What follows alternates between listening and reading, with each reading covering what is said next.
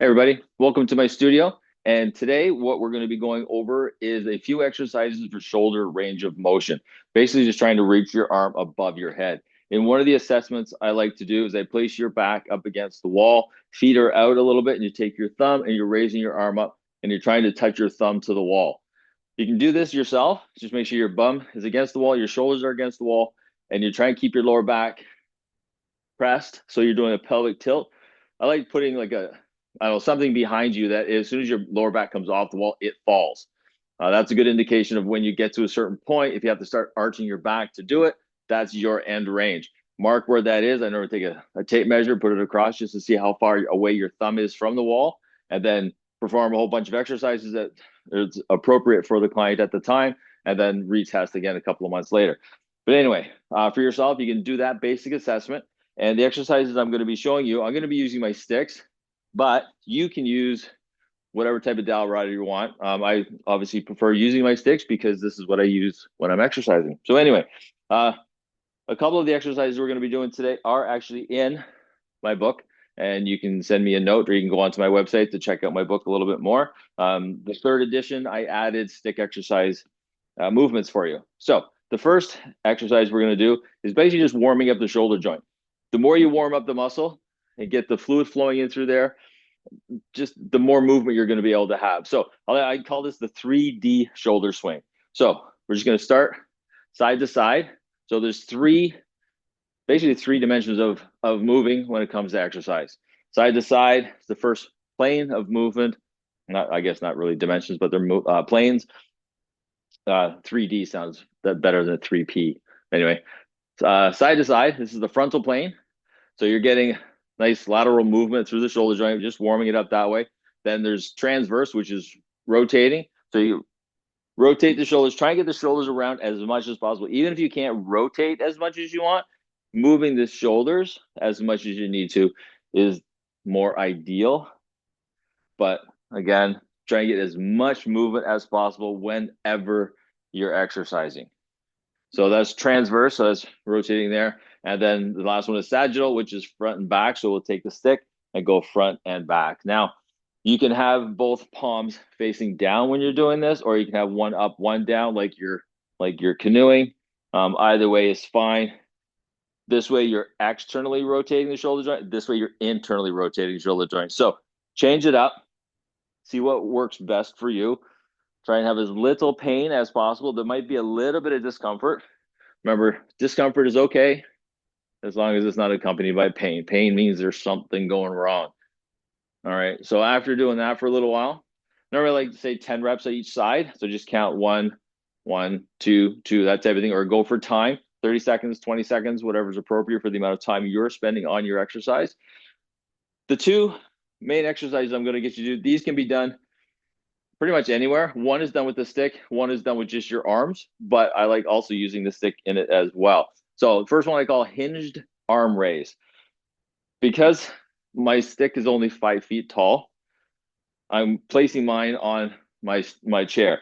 If your range of motion of your shoulder joint is this, then you don't need to put it on the chair. I'm putting it on the chair only because my range of motion is a little bit more, but I'll just go like this. So from here, whatever height you can get your hand at, grab a hold of your stick, hold it there. Now from here, you're gonna stick your bum out. So basically stick your bum out and I just like saying stick your head between your arms as if you're gonna try and go down, look underneath. So stick your bum out, that way your legs and your back stay straight. You're gonna start to feel stretch in through here. Basically what I'm looking for here, when I'm doing this with a client, is that your scapula, your shoulder blades are actually moving out. So both your scapula from behind will shift out this way as your arms rise up. Now, the majority of the time, that's where you're the tightest, and that's why you can't raise your arm above your head. So by doing this, raise it above as high as you can, and then fold forward. So you're adding to the stretch by moving your body through the range of motion. If you get to here and you can't raise it anymore, that could be because the muscles that are on the top, mainly the deltoid, it's not strong enough to overcome the tightness of the muscles on the back. So if that's the case, you get to here, and then you could manipulate that just by folding forward. And then pause here, and then come back up again. Now, as a bit of a more advanced move, get that same positioning. You fold down to feel the stretch, stack your shoulders. So try and keep everything as stiff as you can, and then slowly try and take the weight off your hands. So my hands are off here. I'm still in the same position, so there's no weight on the stick. And then replace the weight on the stick and stand back up.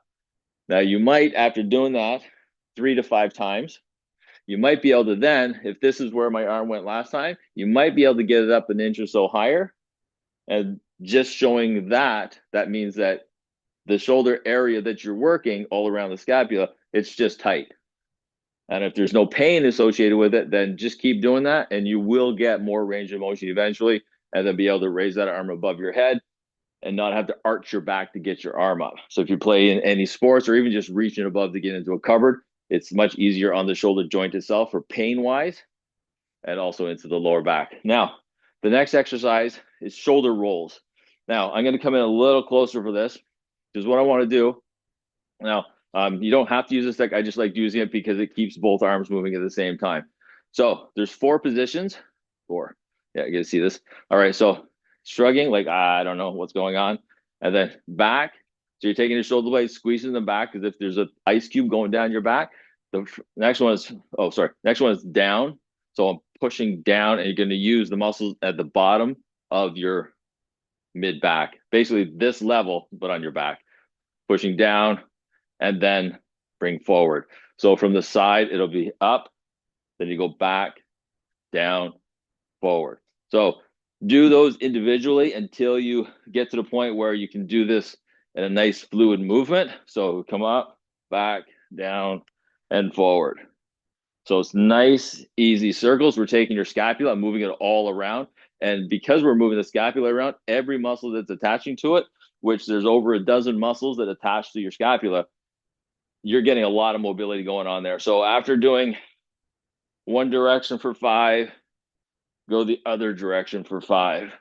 And then you can start adding in resistance. So slight tension. So if, well, basically just enough to feel. So as soon as you start to pull apart, you're going to feel the tension just tighten up, not a huge amount of tension, not like you're trying to rip the stick apart, and then do that same thing. So you're basically getting mobility of the shoulder joint muscles under tension, which will give you more benefit than just basic stretching of the joint itself. So those are the 2 main exercises I wanted to go over today. There's one actually I'm throwing as a bonus. It's not on my computer, which is right beside there to tell me what to do. It's called arm cross T-zone stretch. T-zone is basically the thoracic of the T across your back. So you're going to take your hands, do palm up, light, but enough tension on there so when you cross your arms, you automatically get a stretch across your back.